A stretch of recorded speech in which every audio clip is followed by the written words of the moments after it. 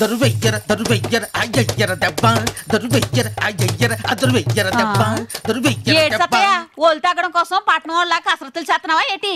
కాదే బట్టలు తూతున్నానా? నీ చేతులు ఏమన్నా పడిపోయాయా? కాలుతో ఉతుకుతున్నావు? చేతకానోళ్ళు చేతులతో ఉతుకుతారు, నేను ఇలాగే వెరైటీగా ఉతుకుతాను, అప్పుడే శుభ్రం అవుతాయి. ఏటి కాళ్ళ?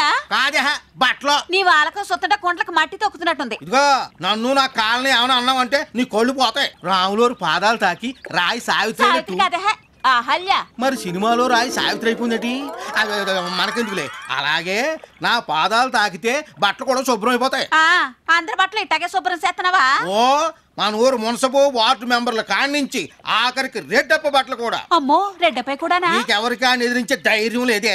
నన్ను చూడు, ఆడి బట్టల కాళ్ళ కింద వేసి ఎలా తొక్కుతున్నాను. సార్లే సంబడం, ఇట్టాగే ఎగురుతా ఉంటే ఏదో రోజు కాలు జారుతుంది, అప్పుడు ఈ బండతానంలో నీ సమాధి ఉంటది. ఇదిగో మా వంశంలో ఇంతవరకు ఎవడో కాల్ జారలేదు తెలుసా?